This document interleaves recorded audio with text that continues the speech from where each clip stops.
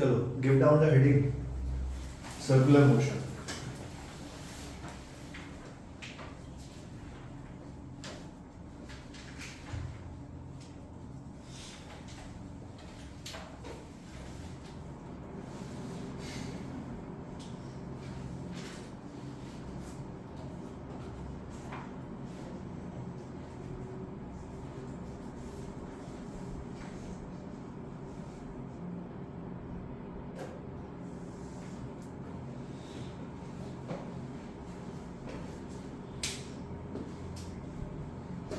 Circular motion. चलो पहले पढ़ा है आपने 9-10 में सर्कुलर मोशन. कौन से क्लास में पढ़ाते हैं ये? सीबीएसई में तो 9th में है, मोशन चैप्टर के लास्ट में, यूनिफॉर्म सर्कुलर मोशन. आईसीएसई में अरे कुछ तो पढ़ा है तुमने, ऐसे मत देखो. हाँ ना, कुछ पढ़ा है ना, कुछ एब्सोल्युटली न्यू तो नहीं है ना. जैसे friction was absolutely new. Friction तुमने पहले कभी नहीं पढ़ा है आई सपोज, करेक्ट? सो ये एब्सोल्युटली न्यू नहीं है, तुमने कुछ कुछ पढ़ा है इसके बारे में. What do you mean by circular motion? क्या समझते हो? Simple question. इसका मतलब क्या है? What kind of motion do you से अ सर्कुलर मोशन?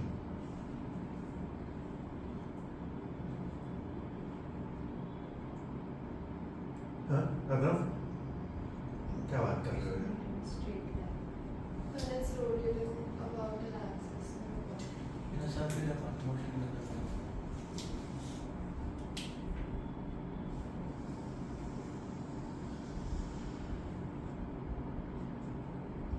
कुछ इस टाइप के मोशन को हम क्या बोलते हैं?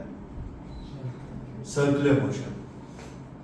If a car is moving in a straight line, road पे चल रही है, क्या है सर्कुलर मोशन है?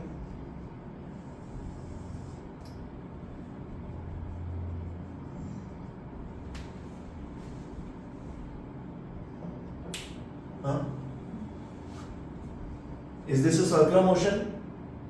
अरे यस और no? Can be. It can be. कैसे?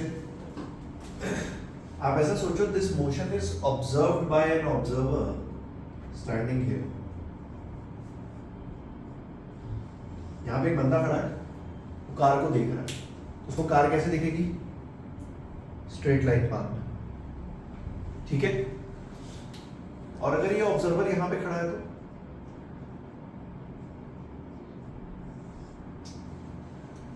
सोचो,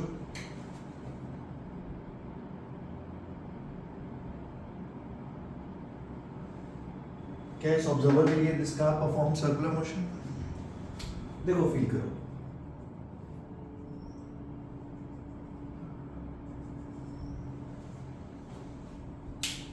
कुछ बात समझ आई? पहली चीज, circular motion depends on observer. आपने ये जो सर्कुलर मोशन पढ़ा है, ये उस ऑब्जर्वर के लिए है जो सेंटर पे खड़ा है. पहली चीज, can a body travelling in straight line perform a circular motion? Yes. It depends कि ऑब्जर्वर कहां पे. बात समझ आ रही है? बात समझ आ रही है? सो पहली चीज, circular motion is not restricted to a circular path. पहली चीज तो ये, एक सर्कुलर मोशन सर्कुलर पाथ में सिर्फ कन्फाइंड नहीं है, ठीक है? स्ट्रेट लाइन मोशन को भी हम सर्कुलर मोशन बोल सकते हैं, depending on where the observer is standing. Fair enough, ठीक है? दूसरी चीज, ये किसी ने यहां पे बोला था रोटेटिंग. कौन था? What is the difference between a rotating body and a circular motion? Circular motion and rotational motion, इसमें क्या डिफरेंस है?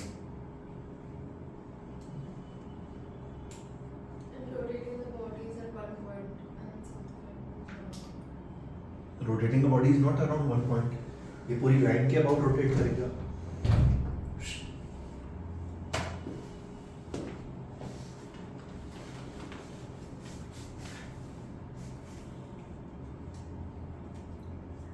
अभी तो मैं इंग्लिश में खेल रहा हूं, मैंने तो शुरू भी नहीं किया. रोटेशन और सर्कुलर मोशन के वर्ड में क्या डिफरेंस है? इन दोनों वर्ड से आप क्या समझते हो? क्लैरिटी होनी चाहिए ना यार हमें।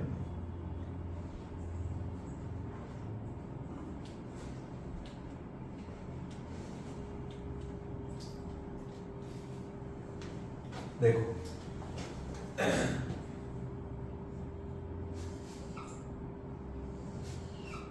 सपोज ये एक रॉड है जो इस पॉइंट के अबाउट ऐसे रोटेट कर रही है, समथिंग लाइक अ फैन। बात समझ गई? ठीक है, सपोज एक रॉड है कुछ ऐसे विच इज रोटेटिंग। ठीक है, इस रॉड का कोई भी एक पॉइंट उठाओ, कोई भी एक पॉइंट, लेट अस से दिस पॉइंट। सो इस पॉइंट का पाथ क्या होगा? Circular motion. Every point on a rotating body does a circular motion. एक लाइन का डिफरेंस। बात समझे? ठीक है, रोटेटिंग बॉडी 3D में भी हो सकती है, but circular motion is a simple 2D figure. ठीक है, सो कोई भी बॉडी अगर रोटेट कर रही है, गोल गोल घूम रही है, उस बॉडी का कोई भी एक पॉइंट उठाओ आप, तो उसका जो पाथ आपको दिखेगा, that path is circular motion. कुछ बात समझ आई? What is circular motion? ठीक है, ठीक है। अब वही कहानी इसमें करेंगे, जैसे हमने लीनियर मोशन में क्या क्या, हमने लीनियर मोशन में स्ट्रैटेजी क्या अपनाई थी, मैं आपको बताता हूं। लीनियर मोशन में सबसे पहले हमने पढ़ा था kinematics, where we discussed about velocity, acceleration, displacement, distance। उसके बाद हम आए थे NLM सेक्शन पे, जहां पे हमने फोर्स की बात की थी। ठीक है, same pattern will follow here in circular motion. Circular motion पे सबसे पहले हम डिस्प्लेसमेंट, वेलोसिटी, एक्सेलरेशन, इन सब चीजों पे बात करेंगे। उसके बाद हम एंटर करेंगे डायनामिक्स में, दैट इज फोर्स। ठीक है, लिखो स्टार मार्क करके। सबसे पहली लाइन लिखो, circular motion is not only confined to a circular path. Circular motion is not only confined to a circular path.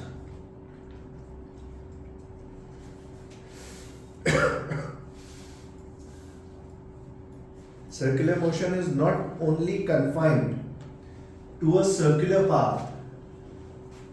Full stop. It depends on observer या position of observer. It depends on observer.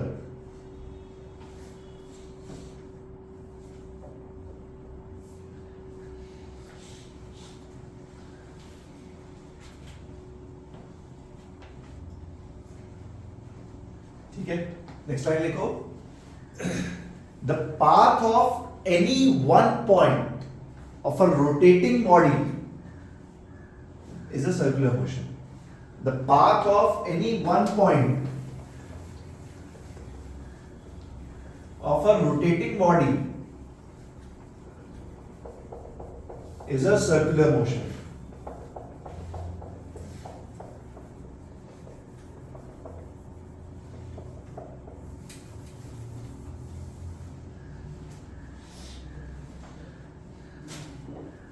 Path of any one point of a rotating body is a circular motion. क्या होता है circular motion? Picture clear है? ठीक है, ठीक है। चलो सबसे पहले डिस्प्लेसमेंट स्टार्ट करते हैं। पहले मेरी बात सुनो, उसके बाद लिखते रहना। Fair enough?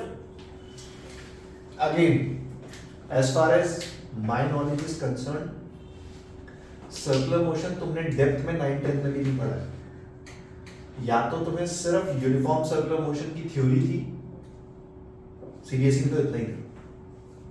ठीक है, सो जो भी चीजें मैं पढ़ाऊंगा, this is something new for you.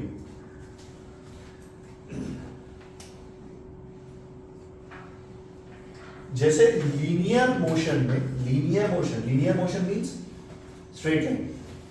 Linear motion में हमने डिफाइन किया था डिस्प्लेसमेंट। सिमिलरली सर्कुलर मोशन में वी डिफाइन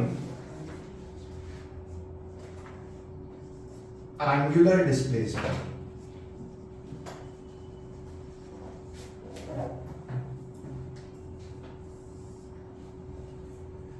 ठीक है, लीनियर मोशन में जैसे हमने डिफाइन किया था डिस्प्लेसमेंट, सर्कुलर मोशन में भी define angular displacement. Mister Anish Shah, क्या देख रहे हो नीचे?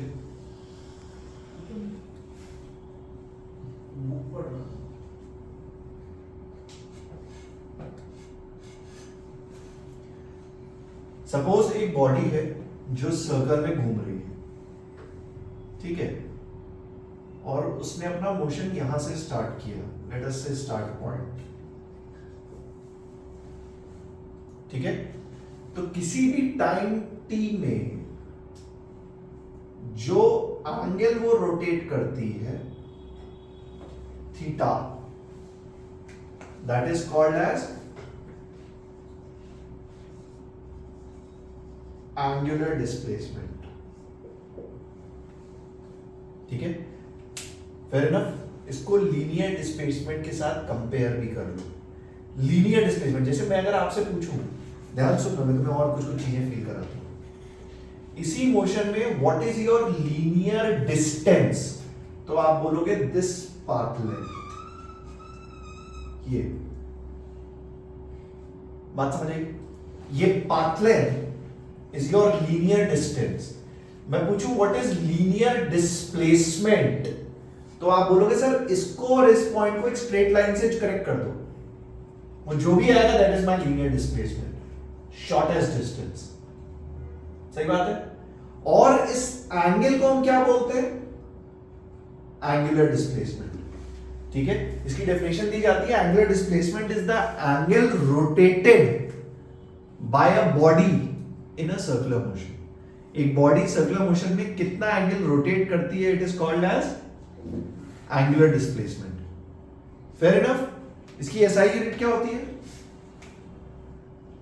एंगुलर डिस्प्लेसमेंट पे बात करते हैं। SI unit of angular displacement is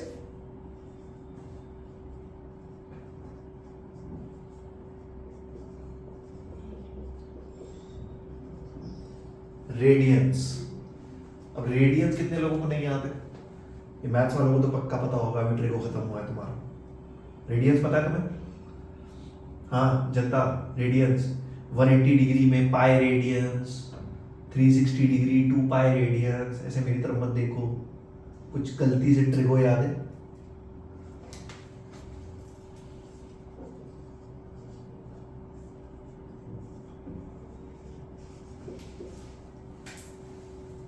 ठीक है, फेयर इनफ।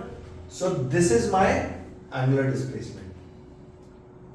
Fair enough. जैसे मैं अगर आपको बोलूं सुनना, मैं अगर आपको बोलूं एक पार्टिकल ने अपना मोशन यहां से स्टार्ट किया और यहां पे एंड किया, ठीक है, यहां से स्टार्ट किया, मस्त घूम के यहां पे आ गया, तो distance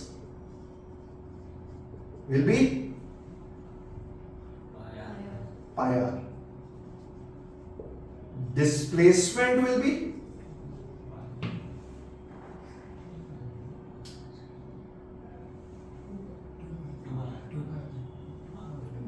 shortest distance.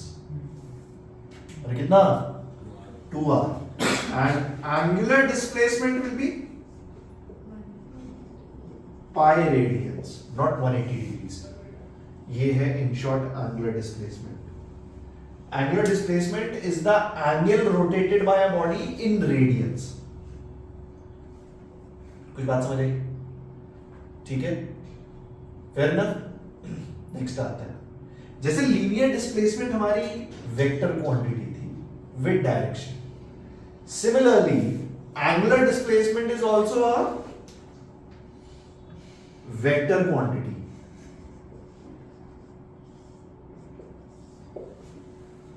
Angular displacement कैसी क्वांटिटी है?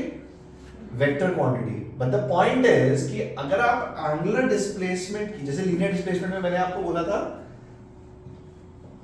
डायरेक्शन को एरो से बना दो, सिंपल, ठीक है। जैसे यहां पे डिस्प्लेसमेंट की डायरेक्शन है like this, simple arrow, fair enough. Similarly अगर एंगुलर डिस्प्लेसमेंट को आप एरो से बनाने जाओगे तो सोचो जो बॉडी 10-12 चक्कर लगा देगी उसका वेक्टर कैसे बनाओगे आप? Something like this.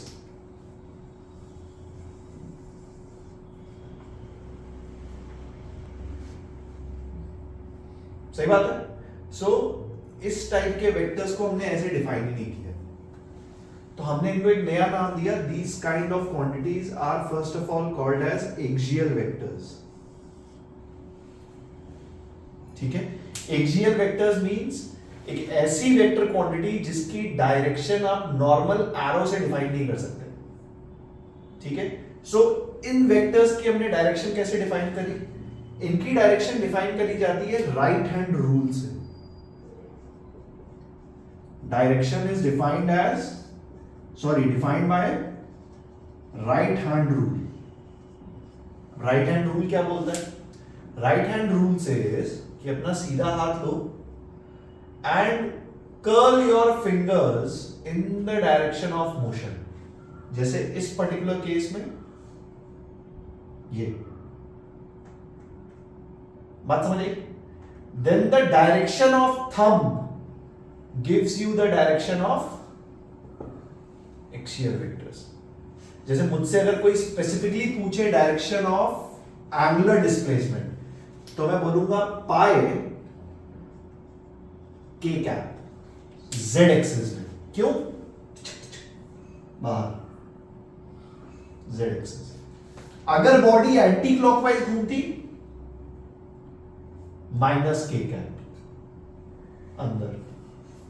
This is how you give the direction of angular displacement, ठीक है। इनकी डायरेक्शन नॉर्मल वेक्टर्स की तरह डिफाइन नहीं करी जाती, they are called as axial vectors. और इसकी डायरेक्शन हम किससे देते हैं?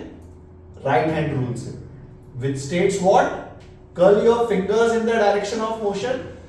The direction of thumb will give you the direction of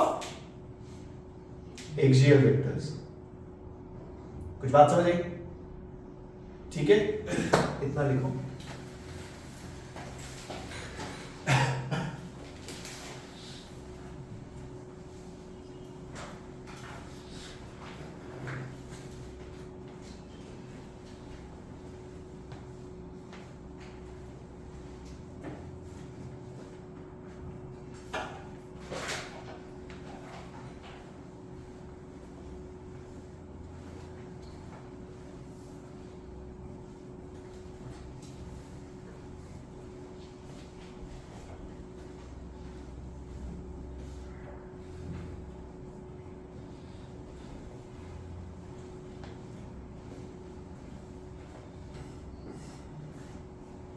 इसको इलैबोरेट करके लिखना राइट हैंड रूल को।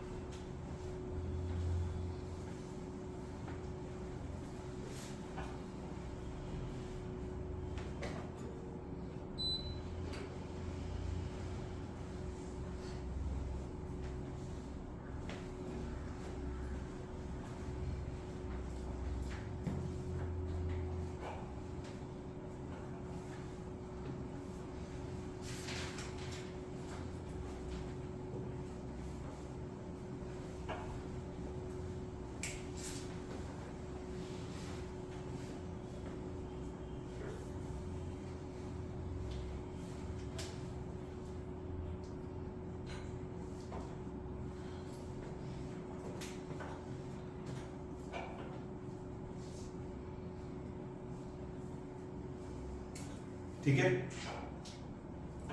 ठीक है।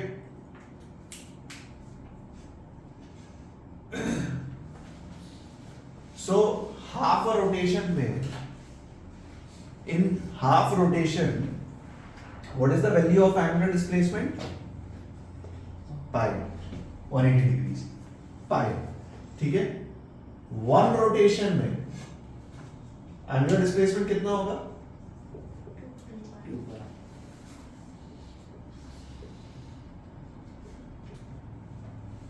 2 पाई के क्या, ठीक है। अगर मैं एंटी क्लॉकवाइज मान के चलूं,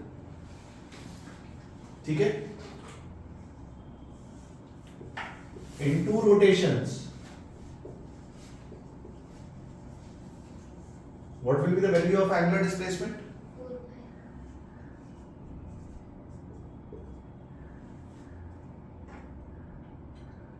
ठीक है, ठीक है। डिफरेंस देख लेना, एक रोटेशन में लीनियर डिस्प्लेसमेंट 0 हो जाता है, जहां से स्टार्ट हुआ वहीं खत्म हुआ, बट एंगुलर डिस्प्लेसमेंट 0। सही बात है।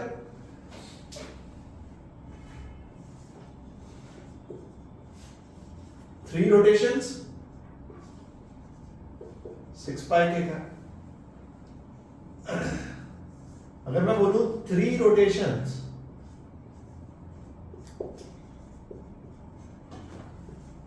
Clockwise and 1 rotation anti clockwise, तो एंगुलर डिस्प्लेसमेंट कितना हुआ? -4 पाई। बहुत सुंदर, क्योंकि जब क्लॉकवाइज बॉडी घूमेगी तो the direction will be -k cap, ठीक है। तो 3 चक्कर क्लॉकवाइज घूमा मतलब -6 पाई के कैप, और एक चक्कर एंटी क्लॉकवाइज घूमा मतलब 2 पाई प्लस के कैप, दोनों को ऐड किया तो -4 पाई के कैप, ठीक है। सीईटी में एक सवाल आया था, आई थिंक शायद पिछले साल था कि उसके 1 साल पहले था। उन्होंने पूछा था एक पंखा है, नहीं आई थिंक 2 साल पहले था, मैंने इन लोगों को भी कराया था। उन्होंने बोला था एक पंखा है, उसने 14.5 चक्कर काटे, कितने? 14.5 रोटेशंस। कितने rotations? 14.5। What will be the value of angular displacement? बोलो। 29 पाई, बी ऑप्शन था करेक्ट आंसर। ऐसे सीईटी का लेवल बता रहा हूं तुम्हें, किसी को कॉन्फिडेंस हो ना एग्जाम निकाल पाएंगे, सीईटी हो जाएगा। बात समझ आई? एंगुलर डिस्प्लेसमेंट समझ आ रहा है? एंगुलर डिस्प्लेसमेंट कैसे निकालते हैं? पहली चीज, एंगुलर डिस्प्लेसमेंट और लीनियर डिस्प्लेसमेंट में डिफरेंस समझ आ रहा है? अगर लीनियर डिस्प्लेसमेंट 0 होगी तो क्या एंगुलर डिस्प्लेसमेंट भी 0 होगी? यस और नो? यस और नो? बट अगर एंगुलर डिस्प्लेसमेंट 0 होगा तो क्या लीनियर डिस्प्लेसमेंट भी 0 होगा? बात समझ आई? ठीक है। एक रिलेशन है between angular displacement and linear distance, ठीक है, जो ये मैथ्स में पढ़ाया जाता है, और मैंने जब ट्रिगो पढ़ाया था तो मैंने लिखवाया भी था, तुम्हारे नोट्स में होगा। Angular displacement in radians is arc length on radius, ठीक है। Fair enough. जैसे सपोज एक बॉडी पूरा चक्कर काटती है, तो पूरे चक्कर में what will be the linear distance? 2 पाई। अरे कितना? 2 पाई। इसको जब आप रेडियस से डिवाइड करोगे तो देखो एंगुलर डिस्प्लेसमेंट है 2 पाई, ठीक है। तो ये एक ऐसा फॉर्मूला है जो एंगुलर डिस्प्लेसमेंट और लीनियर डिस्टेंस में आपको रिलेशन देता है, ठीक है। बट इसमें इंपॉर्टेंट पॉइंट सिर्फ इतना है कि एंगुलर डिस्प्लेसमेंट को किसमें रखना है? रेडियंस में। ये डिग्रीज में नहीं रखा जाता। तुम लोग ने मैथ्स में पढ़ा है ना, ये ट्रिगो में पढ़ा है ना? ऐसे लुक दे रहे हो, पढ़ा है ना? हाँ सर जी ट्रिगर हो गया ना तुम्हारा? हाँ ये पढ़ा है फॉर्मूला? हाँ। झूठ नहीं बोलना बिल्कुल, शर्मा मत बिल्कुल। आज शर्माएगा 2 साल बाद क्या करेगा? नहीं आपके क्लास में नहीं पढ़ा। वैसे मैथ में पढ़ा है? नहीं। शर्मा मत बिल्कुल। उतारो। ये आसपास वाले सब शर्मा रहे हैं, तुम मत शर्मा।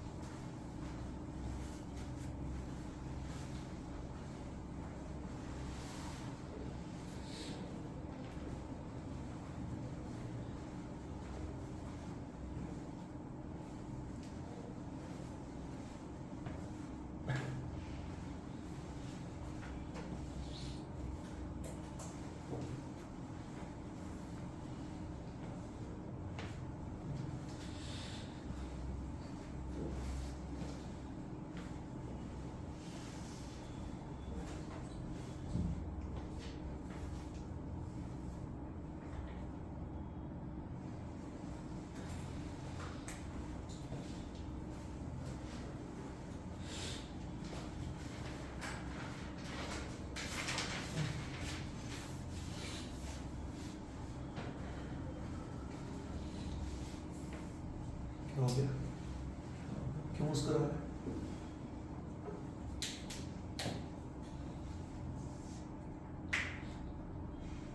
ठीक है, मिटा दो।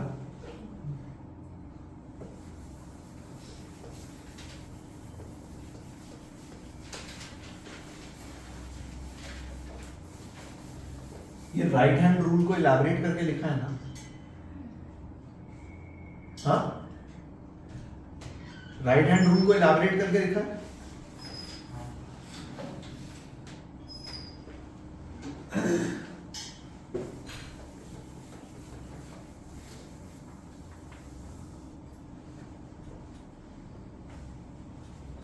कितने लोग यहाँ पे 11 बजे के बाद उठते हैं?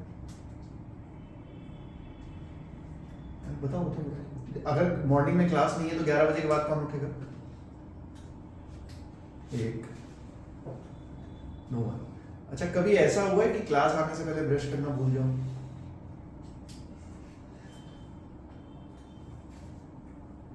नहीं हुआ, शुक्र है भगवान।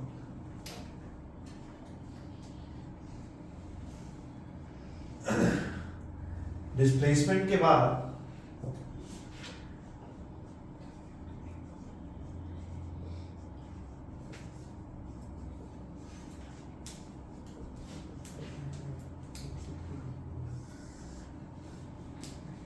एंगुलर वेलोसिटी, ठीक है? जैसे वहां पे थी हमारी लीनियर वेलोसिटी, यहां पे है angular velocity. So suppose a body is performing a circular motion. So जैसे वहां पे लीनियर वेलोसिटी हम क्या डिफाइन करते थे? Velocity is nothing but displacement upon time, that is metre per second. कितने मीटर्स की डिस्प्लेसमेंट कवर हो रही है कितने सेकेंड में। सिमिलरली यहां पे angular velocity which is pronounced as omega, इसको क्या प्रोनाउंस करते हैं? Omega. So angular velocity omega is defined as angular displacement upon time, that is radians per second, ऐसा ही है। Fair enough? जैसे मैं आपको बोलूं कि omega is 2 pi radians per second, मतलब जो भी चीज रोटेट कर रही है दैट इज रोटेटिंग, वो कितना कवर कर रही है कितने टाइम में? हर एक सेकंड में एक चक्कर घूम रही है। So the omega is 2 pi radian पर सेकंड। अगर मैं बोलूं ओमेगा इज पाई रेडियन पर सेकंड, मतलब एक चक्कर 2 सेकंड में कवर कर रही है। This is what you call as angular velocity. कुछ कुछ इसके लिए इंपॉर्टेंट बात, पहली चीज The SI unit of angular velocity is radian per second. Second, it is the next one. ये भी एक एक्सियल वेक्टर है. इसकी भी डायरेक्शन कैसे दी जाती है? राइट हैंड रूल से. Fair enough. जैसे बॉडी अगर ऐसे घूम रही है तो हम बोलेंगे ओमेगा की डायरेक्शन इज के कैप. अगर बॉडी उल्टी घूम रही है तो ओमेगा की डायरेक्शन इज माइनस के कैप एंड सो ऑन. ये भी एक एक्सियल वेक्टर है. वेलोसिटी है तो वेक्टर है, बट इसकी डायरेक्शन नॉर्मल वेक्टर की तरह नहीं देते, इसलिए इसको नाम दिया है एक्सियल वेक्टर. Fair enough. ठीक है. Axial vectors. ठीक है.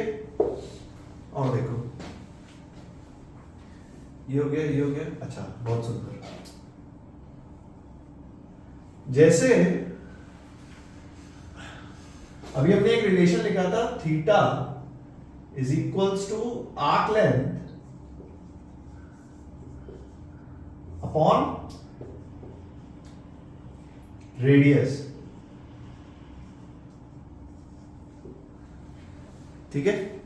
दोनों तरफ टाइम से डिवाइड करो.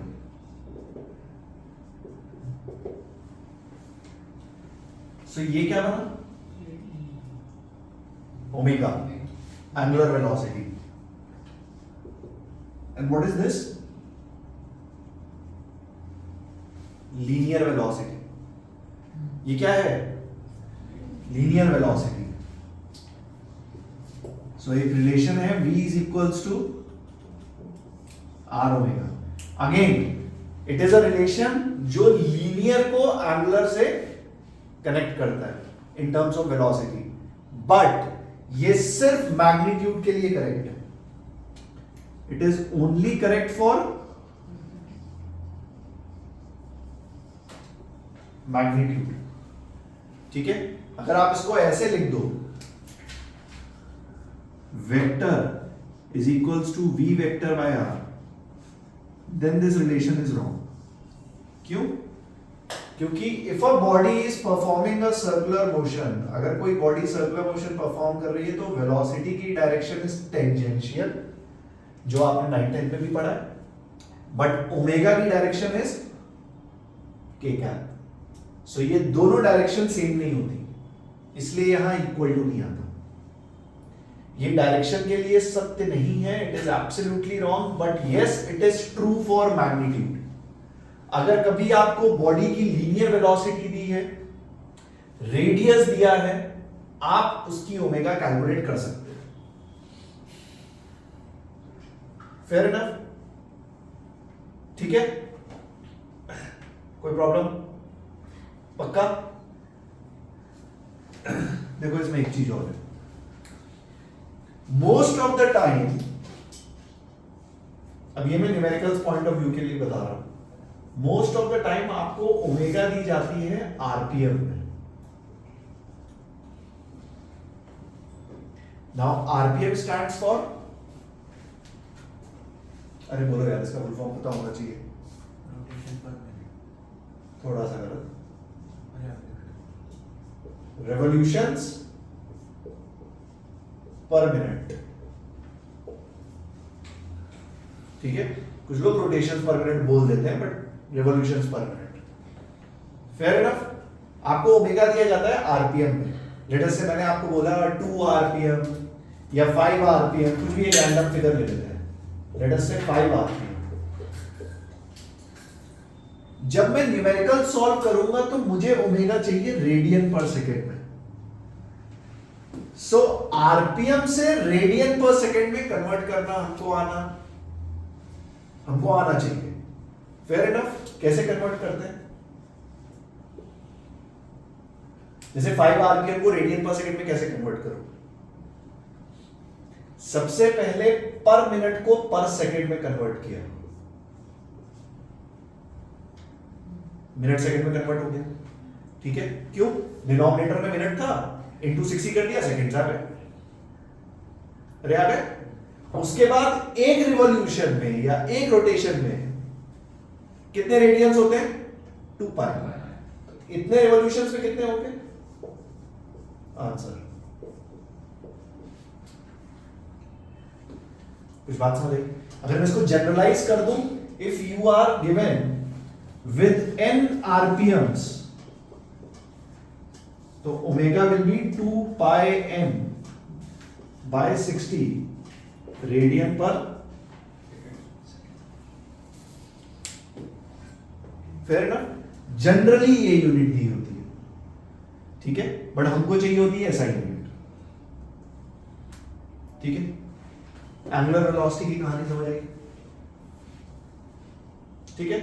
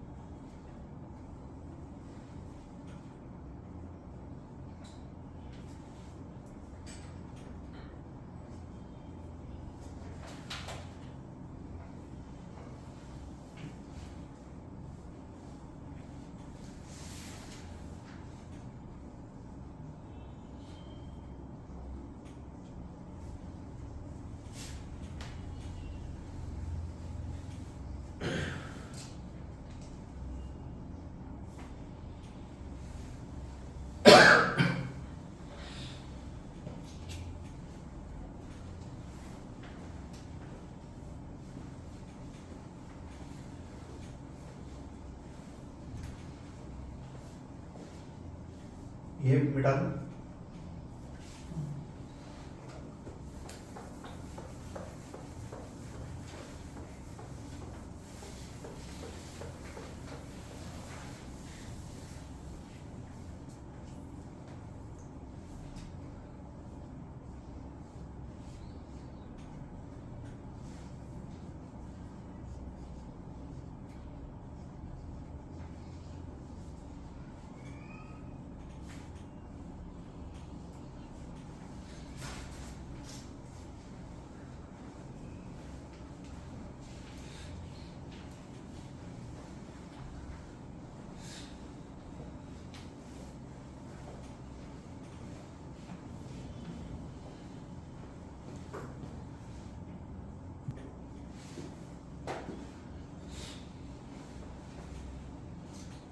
तुम लोग एग्जामिनेशन के लेवल समझ में आ रहे हैं आपको? कैसे कैसे जाते हैं सीईटी मेंस?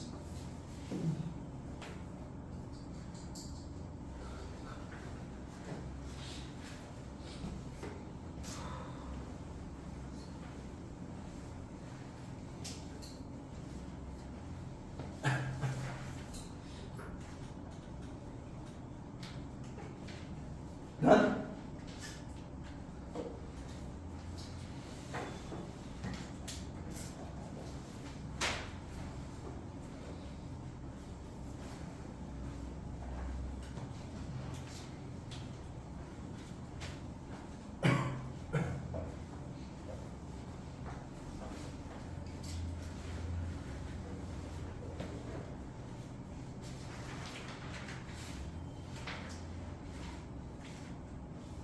हो गया ना?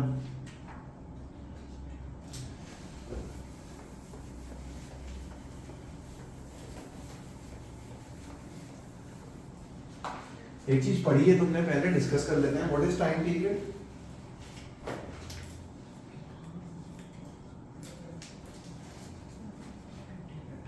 अरे पढ़ा है तुमने 100%। What is time period?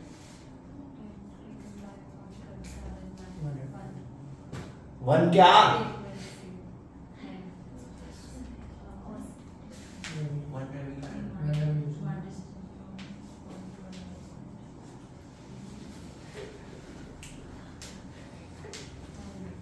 ठीक है ना? सो इन शॉर्ट अगर मैं बोलूं omega is displacement upon time, this is time period,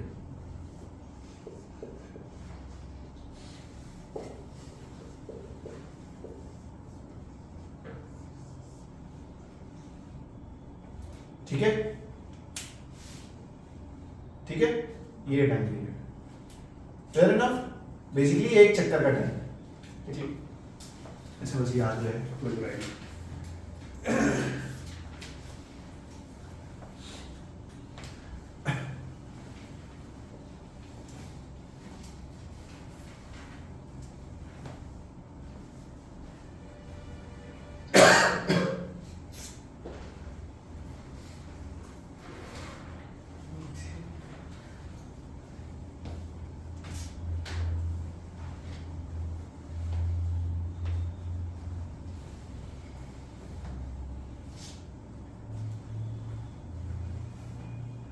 acceleration mostly आज नहीं करेंगे, कल करेंगे। एनीवेज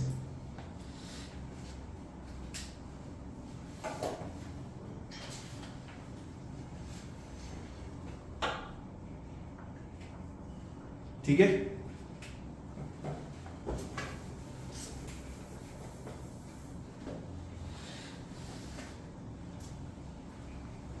जैसा मैंने तुम्हें बताया कि एंगुलर वेलोसिटी या angular displacement is not only confined for circular path, ये एक स्ट्रेट लाइन पाथ के लिए भी वैलिड है, डिपेंडिंग ऑन ऑब्जर्वर कहां पे खड़ा है।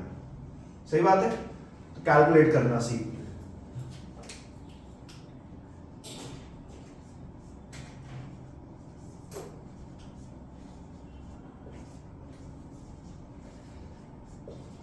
angular velocity for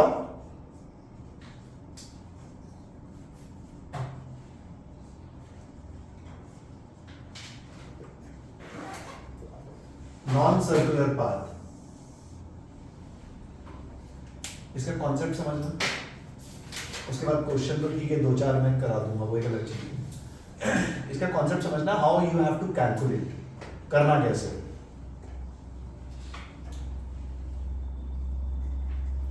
सपोज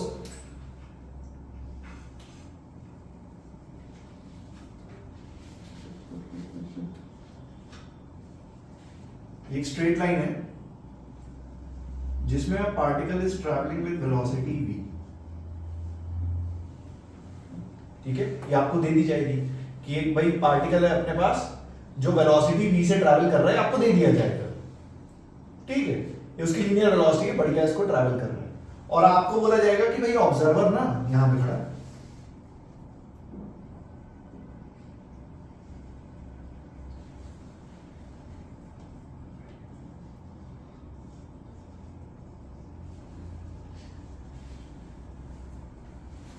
अब आपसे बोला जाएगा कैलकुलेट, पहले तो इस ऑब्जर्वर के लिए क्या ये सर्कुलर मोशन कर रहा है? अरे कर रहा है, ये अपनी मुंडी घुमाएगा, ऐसे घुमाएगा नहीं घुमाएगा? ये वैसी ही बात है जैसे ट्रेन जा रही है और आप बाहर खड़े हो, सेम चीज है, ठीक है? तो ट्रेन को ऐसे देखते हो ना, हाँ। सो ये जो घूम रहा है एंगल, ये एंगुलर डिस्प्लेसमेंट है, ठीक है? आपको बोला गया कैलकुलेट एंगुलर वेलोसिटी। अगर इस ऑब्जर्वर के लिए ये सर्कुलर मोशन कर रहा है, कैलकुलेट एंगुलर वेलोसिटी करते कैसे देख। किसी भी टाइम t पे या कभी भी ऐसी सिचुएशन होगी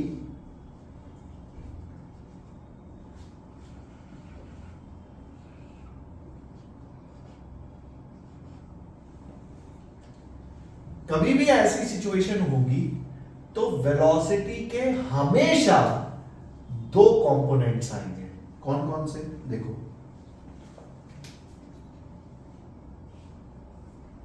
सपोज इस एंगल को मैं बोल देता हूं थीटा फॉर एग्जांपल, ठीक है, ये निकलेगा सब ज्योमेट्री से। अभी मैं एक क्वेश्चन करूंगा तो मैं करके बता दूंगा, बट कॉन्सेप्ट ये है कि कभी भी आप वेलोसिटी, जो लीनियर वेलोसिटी होगी और ऑब्जर्वर कहीं दूर खड़ा होगा, तो वेलोसिटी के हमेशा दो कंपोनेंट्स आएंगे। एक कंपोनेंट आएगा along the line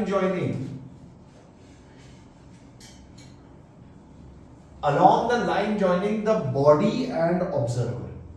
एक कंपोनेंट हमेशा along the line आएगा और एक कंपोनेंट हमेशा परपेंडिकुलर आएगा।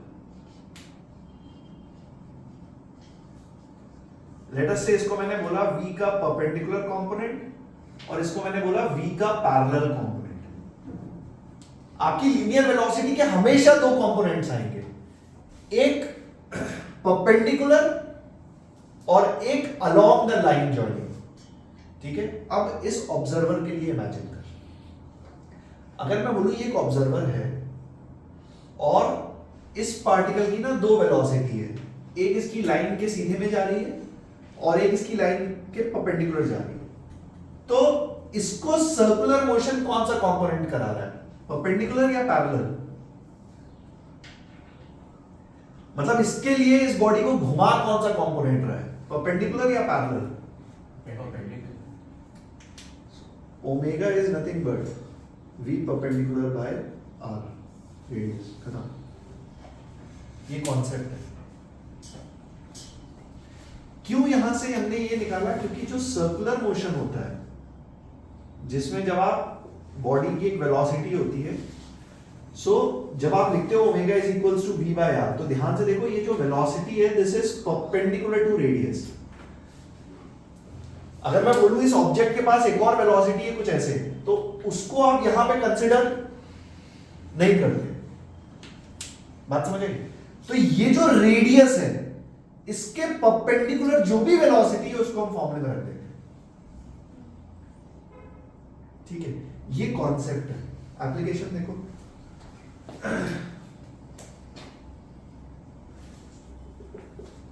सुनना मेरी बात ध्यान से, पहले क्वेश्चन सुनना। सपोज मैंने आपको बोला एक अपने पास एक बॉल है at a height of 50 metres from the ground, ये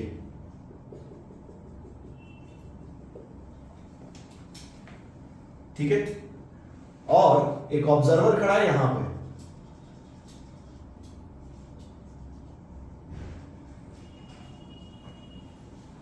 बीस 30 40 at a distance of 40 metres.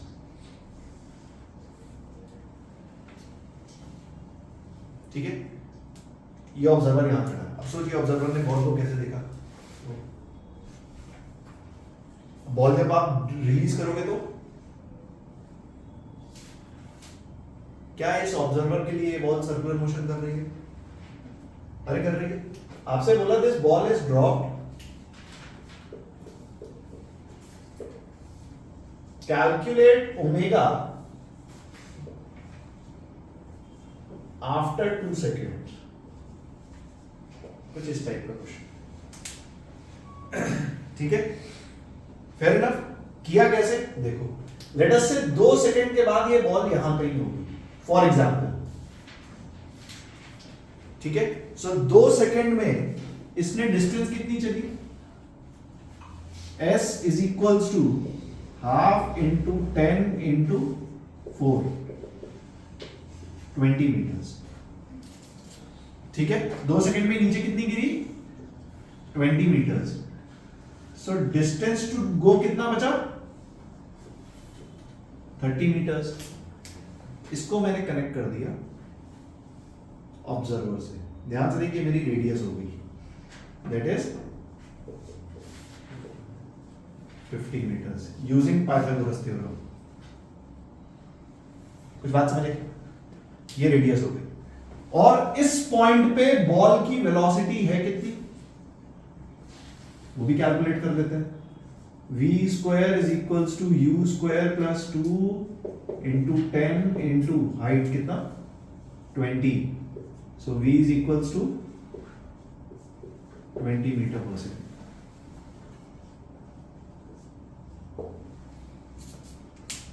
आ गया? अरे सही है। अब इस वेलोसिटी के मैं दो कंपोनेंट करूंगा, एक रेडियस के पैरेलल, एक रेडियस के perpendicular.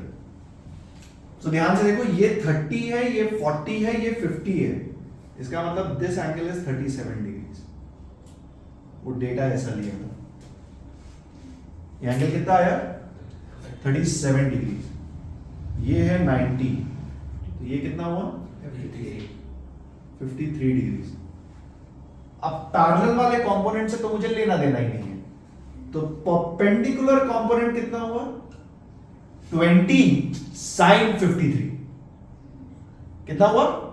20 sin 53। Omega is 20 sin 53 upon R. Answer कुछ ऐसे। कुछ बात समझ आई? ठीक है। पहली चीज, सर्कुलर मोशन में तो बहुत सिंपल है। जब बॉडी लीनियर मोशन करेगी तो आप एंगुलर वेलोसिटी कैसे निकालोगे? लीनियर वेलोसिटी के दो कंपोनेंट कर रहे हैं। कितने? And the component perpendicular to radius, उसको आप कहां पे रखोगे? फॉर्मूले में। सीधे आंसर। बात समझ आई? ठीक है। इंपॉर्टेंट थिंग, स्टार मार्क लगा लेना। थोड़ा सा लेवल अप है, but competitive point of view important है।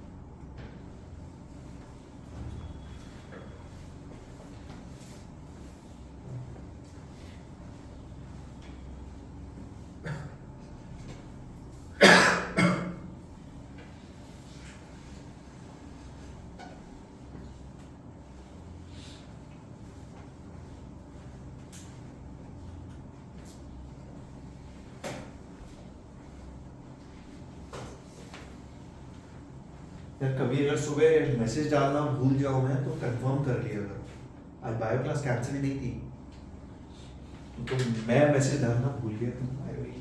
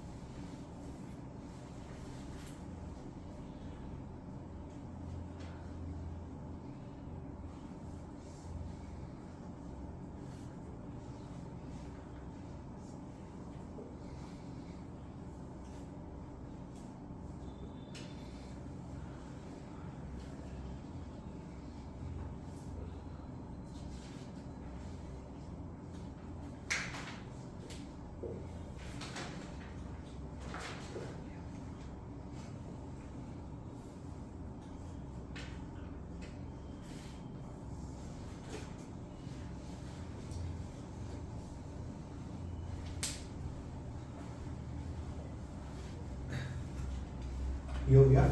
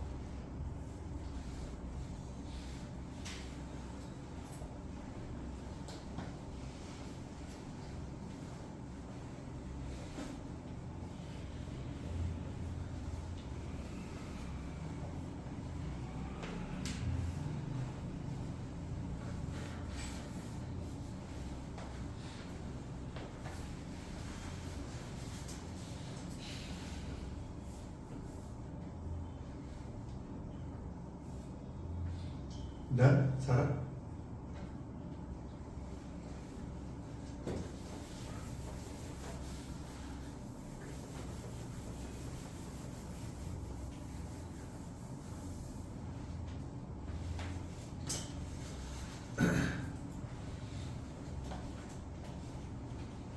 देखो एक और मैं बताता हूं। सपोज दो बॉडीज की ना वेलोसिटीज दी हुई है कुछ रैंडम। आपको बोला कैलकुलेट द एंगुलर वेलोसिटी। सो जो हमने काइनेमेटिक्स चैप्टर में किया था, सबसे पहले हमने रिजॉल्व किया। इसका ये कंपोनेंट कितना हुआ 10 cos 53। 10 cos 53 is 10 into 3/5. So 10 into 3/5 is 6 meter per second. ये कितना हुआ 8 meter per second. Similarly 5 cos 37, 5 into 4/5, 4 meter per second.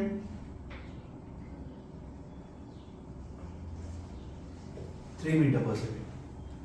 ठीक है, fair enough. Now with respect to A, एक पॉइंट को ऑब्जर्वर बना लेते हैं। तो जैसे ही हमने A को ऑब्जर्वर बनाया, A से 20 मीटर्स के डिस्टेंस पे B, और B की वेलोसिटी कितनी है, सबसे पहले हॉरिजॉन्टल 6 उधर 4 इधर,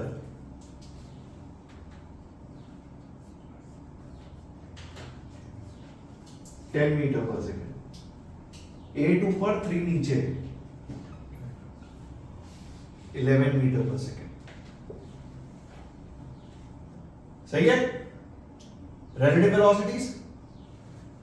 ठीक है, अब अगर मुझे ओमेगा निकालना भी है तो डिस्टेंस से परपेंडिकुलर वाला कॉम्पोनेंट, ओमेगा इज सिंपली 11/20। कुछ ऐसे निकालते हैं। हाँ दोबारा सुन। सबसे पहले कंपोनेंट्स किए वेलोसिटीज के, उसके बाद किसी एक को ऑब्जर्वर बना लो जो मोशन ऑब्जर्व कर रहा है। लेट अस से मैंने ए को ऑब्जर्वर बनाया, फेयर इनफ। सो ए के लिए इसकी वेलोसिटी सबसे पहले हॉरिजॉन्टल 6 उधर है 4 इधर है, तो 6 + 4 10। velocity of A minus velocity of B is velocity of A with respect to B. याद है कहानी, सेम कॉन्सेप्ट है। वैसे ही इसकी वर्टिकल वेलोसिटी 8 ऊपर, इसकी 3 नीचे, तो इसकी 11 ऊपर, कुछ ऐसे। ठीक है, अब मैंने बोला अगर मुझे ओमेगा निकालना है, इसकी ओमेगा और ये ऑब्जर्वर है जो मैंने अज्यूम किया है। सो ओमेगा के लिए we only take the component of velocity that is perpendicular. So simply 11 by radius 20 answer. क्योंकि ये वो कंपोनेंट है, इस ऑब्जेक्ट को अगर फील करो आप थोड़ा अच्छे से, तो ये 10 मीटर पर सेकेंड क्या कर रहा है, ये ऑब्जेक्ट को सीधा लेके जा रहा है, सर्कुलर मोशन में नहीं घुमा रहा है, सर्कुलर मोशन में ये घुमा रहा है। बात समझ आई? कुछ इस टाइप की चीजें लगती है नॉन सर्कुलर पाथ में।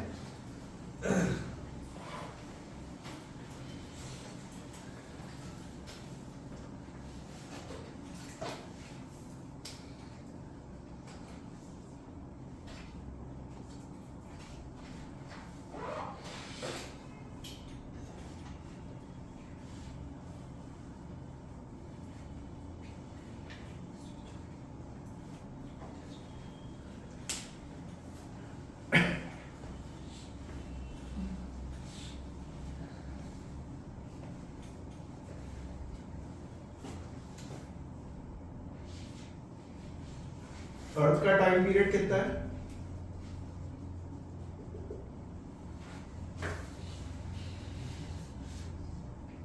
अर्थ का टाइम पीरियड कितना है? 640 सेकंड्स में ना 360 हाँ हाँ। अच्छा तुम सेकंड में, हाँ ठीक है, वही तो पता है हाँ ठीक है ठीक है। वो बाकी बच्चे देख रहे हैं। भाई साहब अर्थ का टाइम पीरियड कितना है? 360 और मून का टाइम पीरियड कितना है? उतना ही होगा। नहीं 24 मून का टाइम पीरियड कितना है? 24 है सर। वो तुमने पढ़ा होगा शायद 24 से कुछ कम होता है, 22 एंड हाफ। एसएसटी में पढ़ाते हैं ना कुछ ऐसा टाइम पास। हाँ और एवरेज ऐसे देखने लगे आते हो कि पता नहीं कहाँ डायरेक्ट ही आ गए हो 8 के बाद।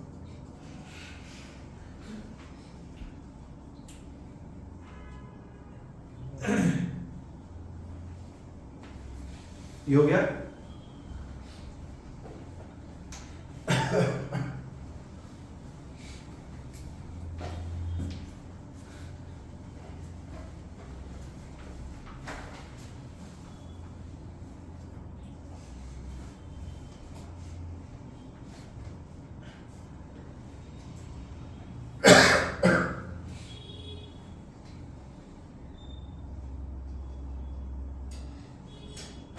देखो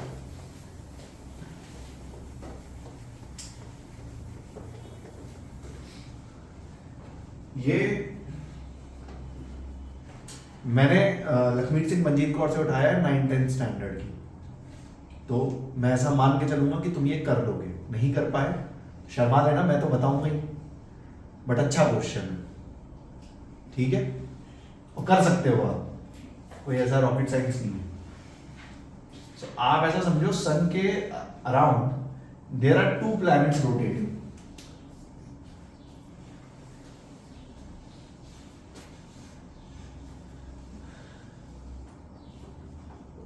एक है प्लैनेट ए, एक है प्लैनेट बी, ठीक है। ये क्लास 12 अगर पिछले साल पढ़ रखा है मुंह बंद रखना। एक है प्लैनेट ए, एक है प्लैनेट बी, ठीक है। प्लैनेट ए का टाइम पीरियड आपको गिवन है,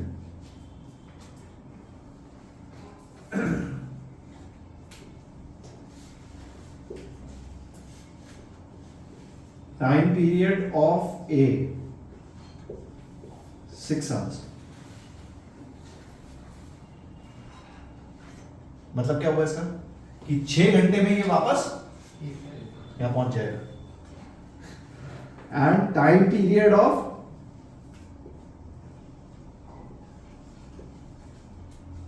बी 12 आवर्स। हाँ ठीक है 12 आवर्स, मतलब बी वापस यहां कितनी देर में पहुंचेगा? 12 घंटे में। इसको ना थोड़ा सा 10 घंटे कर लो, 10 आवर्स, ठीक है। Fair enough. अब मुझे एक चीज बताओ, 10 घंटे बाद जब बी चक्कर लगा के वापस यहां पहुंचेगा, उस टाइम पे ए यहां पे होगा या कुछ आगे होगा? आगे ये बात समझ में आती है? आपसे क्वेश्चन पूछा,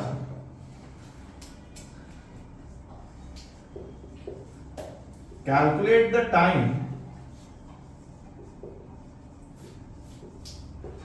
आफ्टर विच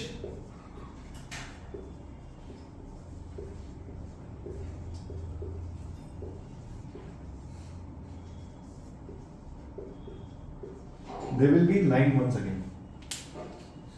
करो plan। कितनी यहां से निकलने के कितनी देर बाद दोनों फिर से एक लाइन में होंगे?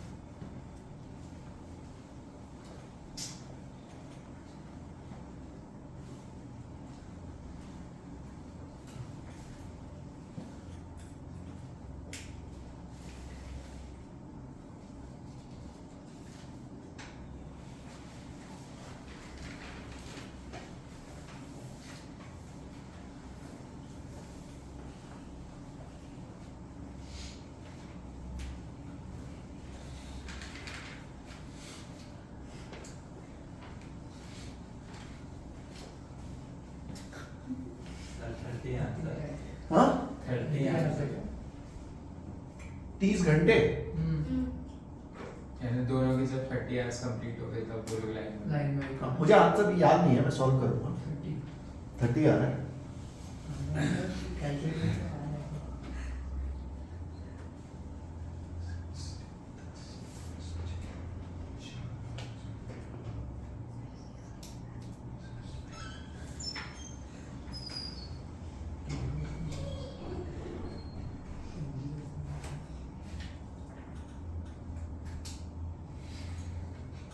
नहीं मैंने नहीं किया था। कैसे किया, कैसे किया, कैसे? कॉमन निकाला हाँ, 6 और 10 के टेबल में है? क्या नहीं नहीं समझ नहीं आया मुझे। हाँ, तो उससे क्या हुआ?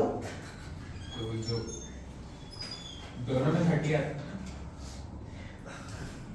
एलसीएम निकाला वही ना भाई हाँ, जो तो कॉमन कॉमन हो गया तो वही है ना हाँ? गया पहले तो ऐसा लग रहा है कि तुम्हारे साथ मजाक हो रहा है, फील आ रही है ऐसी। किसी को टफ लग रहा है क्या ये सवाल? टफ नहीं लग रहा तो बताओ।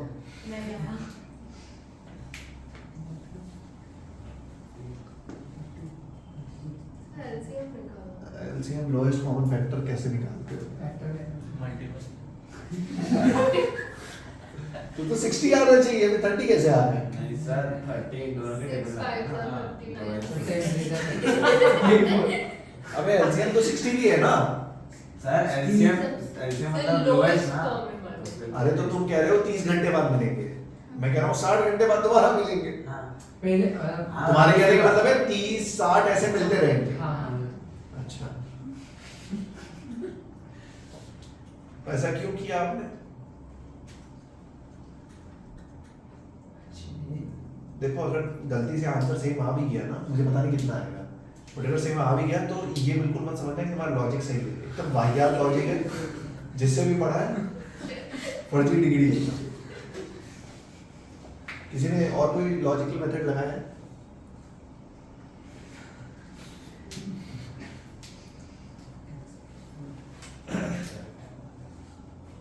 इसकी एंगुलर वेलोसिटी कितनी है? 2π/6। हाँ बोलो कोई तकलीफ? नहीं इसकी एंगुलर वेलोसिटी कितनी है? 2π/? कोई तकलीफ? अरे बोल, हाँ अरे पक्का? हाँ कोई डाउट? अच्छा, अब आप क्या करो, ऑब्जर्वर बन के यहां बैठ जाओ।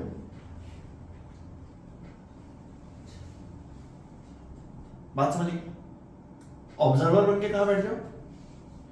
2π/6 ए के ऊपर। तो जब आप ऑब्जर्वर बन के ए पे बैठ गए तो आपके लिए इसकी एंगुलर वेलोसिटी कितनी है?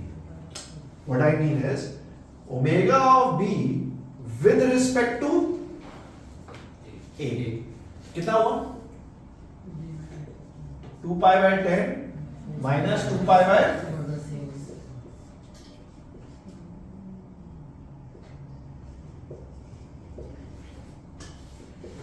सही कर रहा हूं ना मैं? कैलकुलेशन देखते रहना, सही है ना? अबे 10 3 3 2 6 सही है, 6 5 जा 30 5 2 जा 10 सही है ना? सो ओमेगा कितना आया? ओमेगा रिलेटिव कितना आया? 4π/30 माइनस मतलब इसके लिए ये पीछे जा रही है। अच्छा हाँ अरे सही बात है, हाँ पहले तो इसमें कोई तकलीफ। नहीं अब तू सोच, तू इसके ऊपर बैठा हुआ है और ये किस एंगुलर वेलोसिटी से रोटेट कर रहा है? मतलब जब तुम ए पे बैठे हो ना तो सामने वाला इस एंगुलर वेलोसिटी से घूम रहा है। तो मैंने आपसे कौन सा टाइम पूछा है कि कितनी देर में ये आपका चक्कर लगा के यहां पे आ जाए? यस और नो?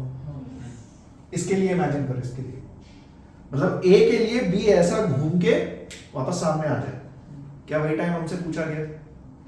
अरे पूछा गया, मतलब मेरे लिए डिस्प्लेसमेंट कितना कवर करना है?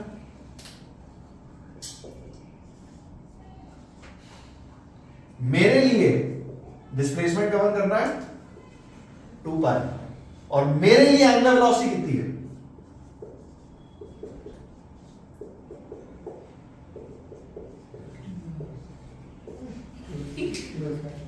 अच्छा हुआ सही नहीं है, वरना तुम चने के झाड़ पे चढ़ जाते।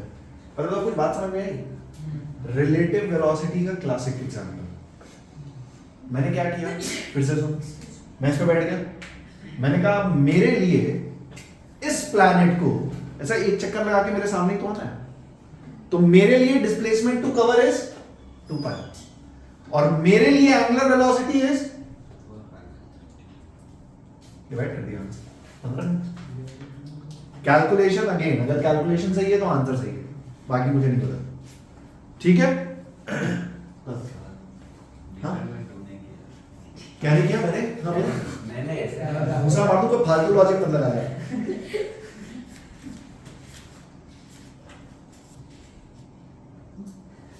फिजिक्स की क्लास में लॉजिक पे बात किया जाता है, लॉजिकली था वो। केमिस्ट्री थोड़ी है एक्सेप्शन ले लो सर, वरना तो एलसीएम से आ ही जाता। इस पर्टिकुलर केस में एक्सेप्शन है।